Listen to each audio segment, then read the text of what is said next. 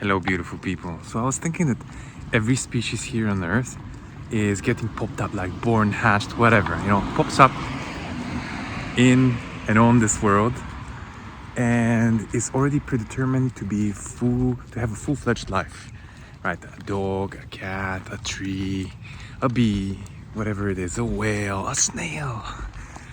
And also there is this species called human beings. It's very interesting.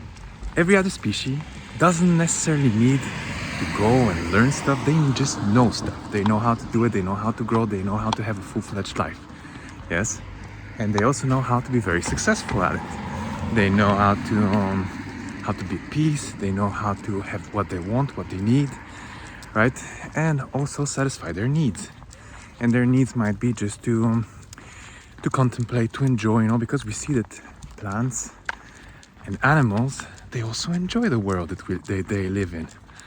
Yeah, in one way or another, they're enjoying it and they can be satisfied with it, and they can also be peacefully living in it. Now there is this one species called the human being species, which has to, at least that's what we're told, and that's the point of this video, that we're told that this species, however, this species cannot get by without being indoctrinated in schools, being taught certain concepts about life, being imposed on certain beliefs and thoughts and ways of thinking, ways of seeing the world, ways of seeing itself, right? Beliefs are being imposed on the organism, how to see itself, how to think of itself, and also how to see the world outside. So now we do not see this anywhere else in nature. And we know that nature keeps perfect balance naturally. Naturally, no interaction whatsoever. There is a flood, there is life. There is a wildfire, there is life. Everything is in perfect balance. However, this species called human beings, they teach us at school and in society, they teach us that we need to keep a specific set of beliefs. We need to see the world in a specific way in order for us to have a full-fledged life. What happens then? We get sick, we get tired, we get problems, and our lives are basically full of problems that have to be solved, but they never get solved because we never have enough time, we never have enough money, we never have enough health. Yeah, and we never have enough of what we think we want. What the same society, the same machine tells us that we need, we can never have it. And it's very interesting. The only thing in nature that doesn't have it all from the get-go, the only species there is in nature that doesn't have it all from the get-go. Dogs have it, cats have it, trees have it, bees have it, whales have it, everything has it. However, we're told that we do not have it. Now think about for yourself. Think about it. Do we not have it? Or this is just a set of beliefs that we've decided for one reason or another, and I'm not saying that that's our conscious choice, at least not at the beginning. We're being kind of fed and grown in this incubator called society, called culture. Yeah?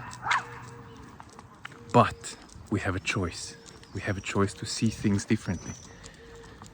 Right? We have a choice to remember that we are like everything else is. We're free. We're free. We're different. However, we're the same. In this, that we're free. We're free and our lives are full already. It's our birthright. It is how we are, like everything else is. Full-fledged already, from the get-go. Successful at everything, successful at life. That's the premise, that everything pops up here. Everything is successful at life. So we are too. And it's only in our minds and only in our thoughts and only in our beliefs that have been imposed on us, I understand. And there we are not. There we are told that we have to work this or that. There we are told that we have to become this or that. Instead of that we already are everything that can be. We are told that we have to become it. That we have to suffer, that we have to effort. And don't get me wrong, I'm not saying that nothing has to be done. But it can be done in joy. It can be done because that's what's coming from the inside. And that's how we know that we want something. We know it from the inside. We don't know it because of somebody telling us. So let's think about this for a moment. Let's give it a thought. And let's see how we perceive the world, yeah? Because I know how I perceive the world in certain aspects, and I know that I'm programmed and that I see limitations instead of possibilities. But are there really limitations? And aren't there really possibilities exactly where we're told that there are limitations, that we cannot heal ourselves, that we cannot change, that we cannot do what we want to do, and in the way that we want to do it? And I'm not talking about harming anything or anybody,